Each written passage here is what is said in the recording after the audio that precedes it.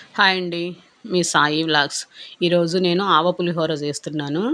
ఈ పులిహోర పొడి మనం రెడీ చేసి పెట్టుకున్నామంటే, మనం ఎప్పుడు కావాలంటే అప్పుడు పులిహోర కలుపుకోవచ్చు. ఈ ఆవ పులిహోర టేస్ట్ కూడా చాలా బావుంటది. మన గుడిలో కూడా ప్రసాదంగా పెట్టుంటారు కదా! అంత బావుంటది టేస్ట్ ఇది.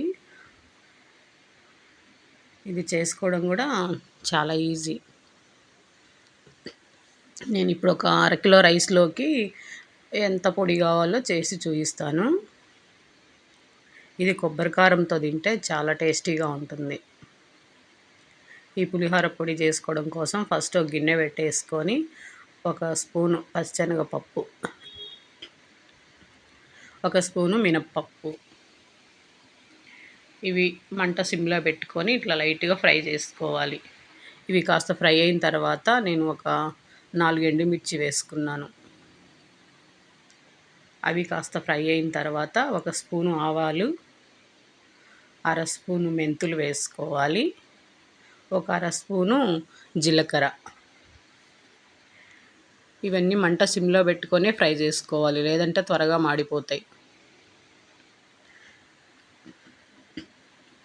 ఇవన్నీ ఫ్రై అయిన తర్వాత ఒక చిన్న నిమ్మకాయ సైజ్ అంత చింతపండు, అరకిలో రైస్‌కి కదా సరిపోతుంది. పులుపు ఎక్కువ కావాలనుకుంటే ఇంకాస్త ఎక్కువ వేసుకోవచ్చు.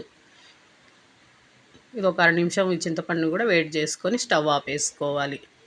ఆ వేడికి అలాగే కలుపుతూ ఉంటే చింతపండు కూడా గట్టిపడిపోతుంది. ఇప్పుడు నేను కాస్త మునగాకు వేసుకున్నాను.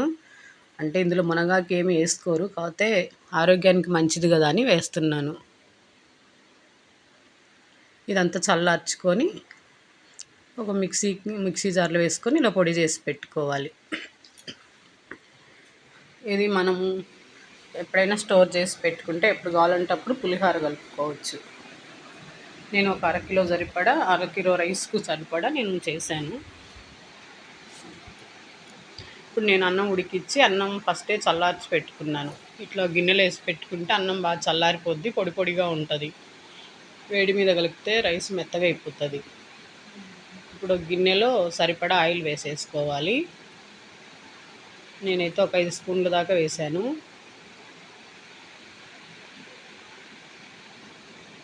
కొన్ని పల్లీలు వేసుకోవాలి. ఇవి పోపు కోసం, పులిహోరలో పోపు కోసం. పల్లీలు కాస్త వేగిన తర్వాత ఒక స్పూను పచ్చిశనగపప్పు, ఒక స్పూను మినప్పప్పు, 2 ఎండుమిర్చి వేసుకోవాలి. ఇవి కాస్త ఫ్రై అయిన తర్వాత ఇట్లా కలుపుకుంటూనే ఫ్రై చేసుకోవాలి, లేదంటే మాడిపోతాయి.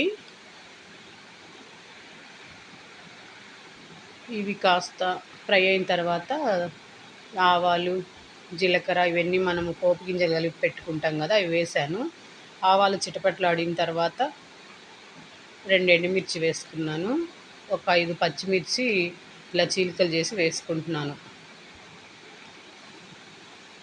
కరివేపాకు వేసుకొని బాగా ఫ్రై చేసుకోవాలి. ఈ ప్రాసెస్ అంతా మంట సిమ్‌లో పెట్టుకొనే చేసుకోవాలి, లేదంటే త్వరగా మాడిపోతుంది. ఒక స్పూను పసుపు వేసుకున్నాను. ఇది కూడా కాస్త కలిపేసేసి ఇంగు వేసుకోవాలి.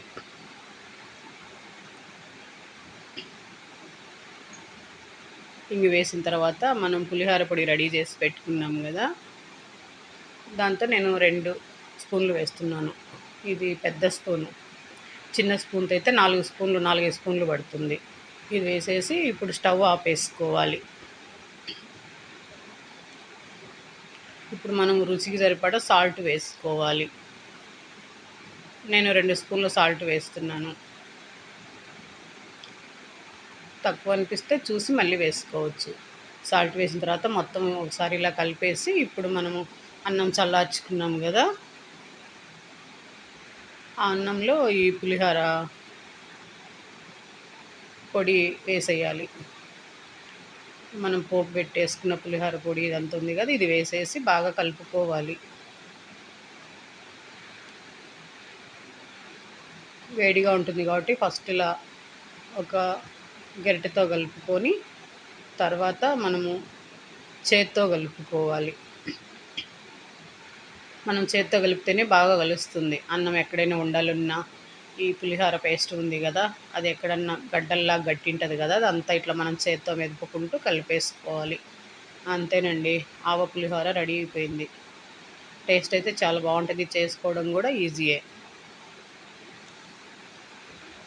మనం ఈ పులిహోర పొడి మనం చేసి పెట్టుకున్నామనుకో, మనం ఎప్పుడు కావాలంటే అప్పుడు పులిహోర కలుపుకోవచ్చు. నేను ఇప్పుడు ఒక అరకిలో రైస్కి చూపించాను కదా, అలాగే మనం ఎంత కావాలంటే దాన్ని క్వాంటిటీ పెంచుకోవచ్చు.